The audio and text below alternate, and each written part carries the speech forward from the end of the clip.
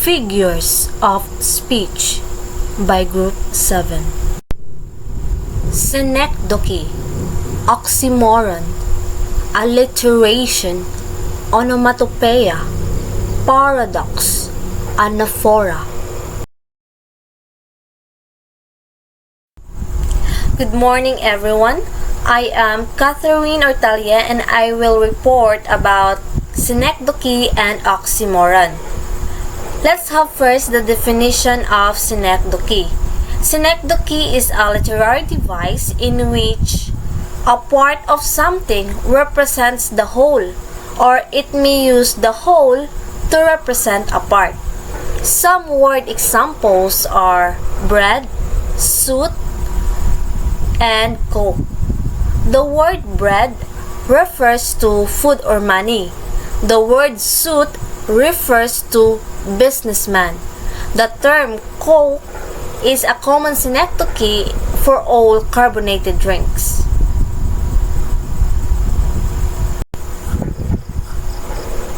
I have here sentence structured examples of synecdoche. Number 1, he is living under my roof. Under my roof refers to a house. So, it basically means he is living in my house. Number 2, he has a new set of wheels. Set of wheels there refers to a car. It means that he has a new car. Number 3, he is a gray bird. Gray bird there means an old man. So, he is an old man. Let's now have the definition of oxymoron. Oxymoron is a figure of speech that joins together two seemingly contradictory elements. Contradictory elements such as original copy, deafening silence, clearly confused, alone together, and living dead. We can basically identify an oxymoron if there are two contradictory words in the statement. Just like on the example presented on the screen, he possessed a cold fire in his eyes. Cold fire there are the two contradictory words which makes them an oxymoron.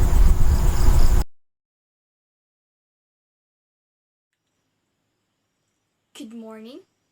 I am Janicris Nagas and here are other examples of oxymoron.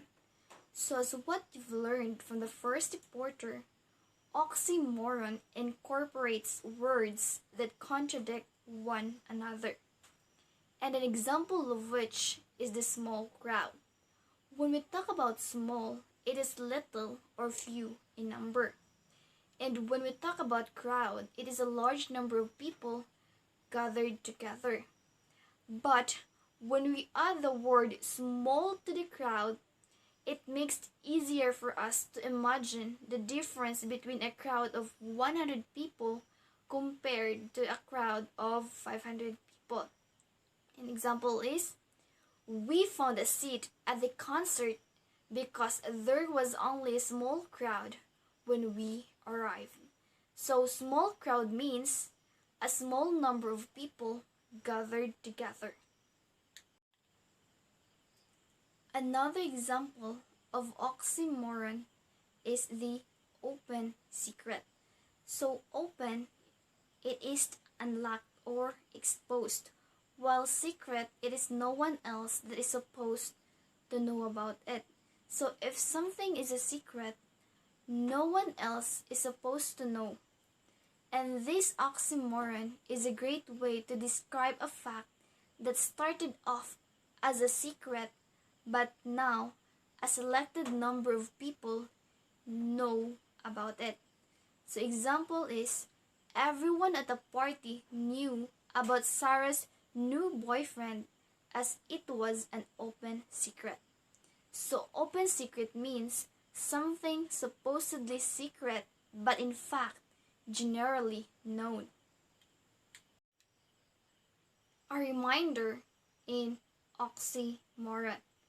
First, when you look at each word's separate definition, you will notice the contradiction.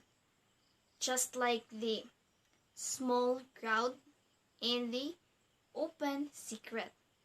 Small and crowd has separate definition, and also the open and secret has a separate definition. Number 2, it stops the readers short and causes them to pause and think. The oxymoron generates new concept or meaning.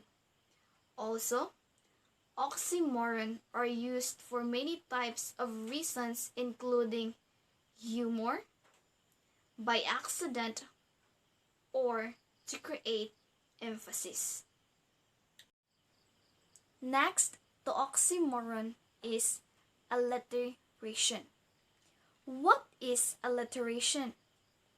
In alliteration, words that begin with the same sound are placed close together. Although alliteration often involves repetition of letters, most importantly, it is the repetition of sounds. The word alliteration comes from the Latin word lattera, means letter of alphabet. One of the fun features of alliteration is when it becomes a tongue twister. So, alliteration is the repetition of initial consonants. Here are the example. The Wicked Witch of the West went her own way. The repeating letters is letter W. Another is Peter Piper picked a peck of pickled peppers. The repeating letters is letter P. Another example is Mike's microphone made much music. Letter M is the repeating letters. Tiny Tommy Thompson takes toy trucks to Timmy's on Tuesday. Letter T is the repeating letters. And lastly, Stan the strong surfer saved several swimmers on Saturday. And the repeating letters is the letter S.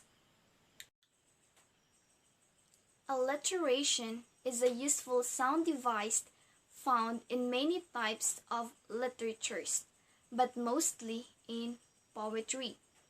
Businesses and advertisers use alliteration to call attention to company names or products, and an example of which is the Dunkin' Donuts, Coca-Cola, PayPal, and Krispy Kreme. Many famous quotes and sayings also used alliteration. It is because the repetition of consonant sounds at the beginning of the words allows rhythm and musicality. It also makes a phrase easy to memorize and fun to read or say out loud. That's all for oxymoron and alliteration. Thank you for listening, and I hope you learned something. Please listen to the next reporter.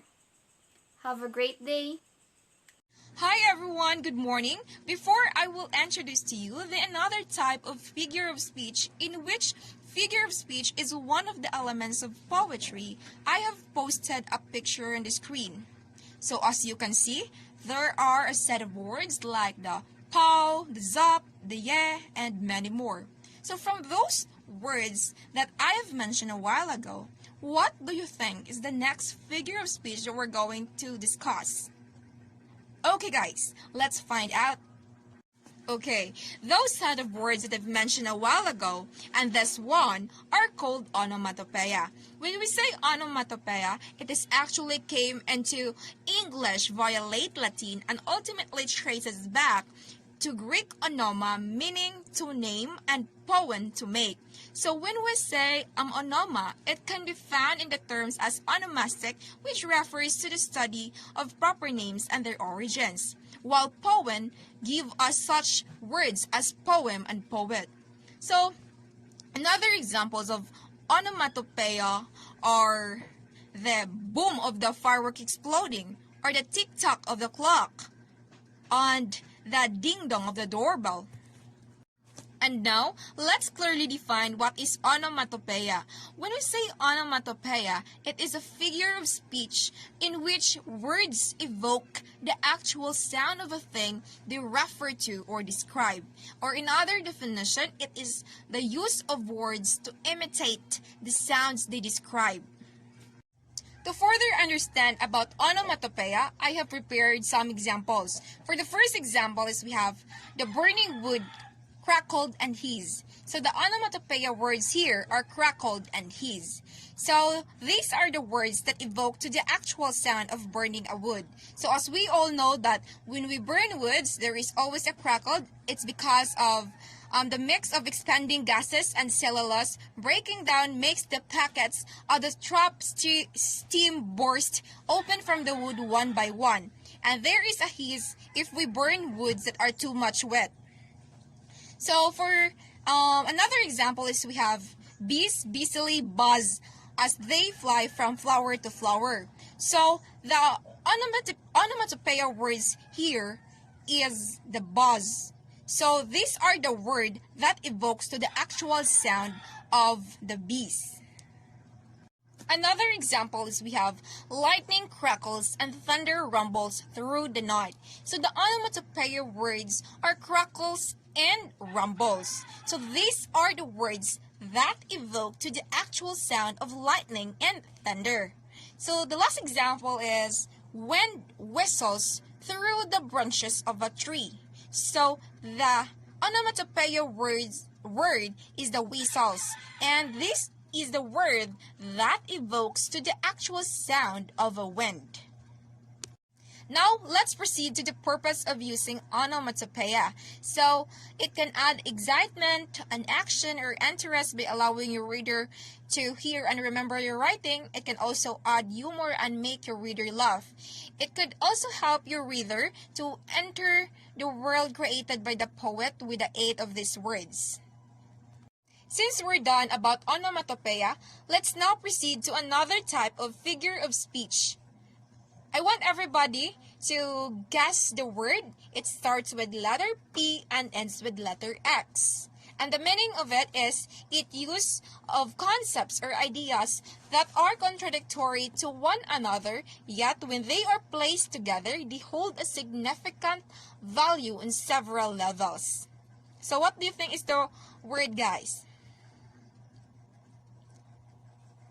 The answer is paradox. So the ancient Greeks were all aware that paradox can take us outside our usual way of thinking. So para means beyond or outside of, with the verb dukein meaning to think, forming paradoxas. And then it is an adjective meaning contrary to expectation. Let's differentiate first. What's the difference between paradox and oxymoron? Because some of us were confused, especially in identifying statements, whether it is a paradox or oxymoron, since both of it are self-contradictory. So when we say paradox, it involves a larger scope than oxymoron. An oxymoron is a contradiction in terms, while paradox is made up of contradictory phrases or statements. So, what is a paradox? So, a paradox is a statement or group of statements that seems to be self-contradictory as what is logical, yet delivers the necessary of inherent plausibility, truth, or meaning. It means that this statement appears at first to be contradictory, but Upon reflection, this makes sense. So this literary device is commonly used to engage the reader to discuss the underlying reason or logic in seemingly self-contradictory statement or phrases. To further understand about paradox, I have here an example. So it is a work of William Shakespeare entitled The Hamlet. So Hamlet states that I must be cruel only to be kind. Thus bad begins, the worst remains behind. So in the first statement, I must be cruel only to be kind is a self-contradictory. Must be cruel only to be kind. So if we will try to analyze or understand this based on the story, there is an underlying level of reason or logic. And there are explaining, and the logic behind it is Hamlet is actually planning to kill King Claudius. King Claudius. When we say killing or murdering, it is apparently cruel, right? In order to be kind to the ghost of his dead father, who Claudius has slain. And not also for the goodness of his father, but also for his mother, who unknowingly became the wife and the lover of his first husband's murderer. And the second paradox, which is that thus bad begins and worse remains behind, it has also an underlying logic, because Hamlet believes that killing Claudius is bad, but he feels the worst will remain behind because of his father's death will be avenged. So therefore, it appears to be contradictory that Hamlet's murder of a murderer requires a cruelty for kindness. So there is a level of logic to his reasoning. That's the end of my report. To learn more examples about paradox, may I give the floor to Miss Yaniza Joyce Mabutas. And thank you everyone and stay safe. The second example for paradox is a famous line from Socrates saying, I know one thing, that I know nothing. So it seems like knowing one thing and knowing nothing are two contradictory terms or expressions. However, if you look at the greater idea, it does make sense. So look at the third example of paradox. The only thing that is constant in this world is change. So the words change and constant are two contradictory terms. Constant meaning it's stationary, change meaning it's dynamic. However, the entire message says that change is the only thing that is permanent in this world. It's very paradoxical. We are done with paradox. Let us proceed to the last topic of the group's report, anaphora. So anaphora is a rhetorical device or poetic element that features repetition of a word or phrase at the beginning of successive or consecutive sentences, phrases, or clauses. So this deliberate repetition of the phrases or words is a stylized technique that can be very useful or effective in writing lyrics, poetry, and even speeches. Now, this is used also as a literary device among writers to convey message, to emphasize and reinforce meaning. So the concept that is represented by that word that is always repeated is being highlighted there. Through the use of anaphora, we can create melody and rhythm to words. In such way, we can hold the audience attention and create a lasting impression. To be able to visualize what is an anaphora, let's be acquainted with some examples. Now, our first example for anaphora is If You Want the Moon by Rumi. If you want the moon, do not hide from the night. If you want a rose, do not run from thorns. If you want love, do not hide from yourself. So if you observe, the phrase, if you want here, is the thing that is being repeated. So it's the idea being emphasized. and it appears right at the beginning of each line. So the if you one phrase here represents a choice that is conditional, that is followed by an instruction. Second example for anaphora is a famous line by Julius Caesar, Veni, Vidi, Vici, or in English translation, I saw, I came, I conquer. So here, I is being emphasized at every beginning of the phrase. So I here is a strong announcement of self by Julius Caesar for a triumph in a war. The third example for anaphora is the lyrics Turn, Turn, Turn by Pete Seeger. There is a season, turn, turn, turn, a time to every purpose under heaven, a time to be born, a time to die, a time to plant, a time to sow, a time to kill, a time to heal, a time to laugh, and a time to weep. So why is this an anaphora? It's because a time to hear is being repeated at the beginning of every phrase. And this phrase emphasizes the idea that we all got time. And with this time, there are a lot of things that may happen. And the things that are about to happen are not always something that are favorable for us, because our life is a circle of events. So that is all for anaphora. Thank you for listening.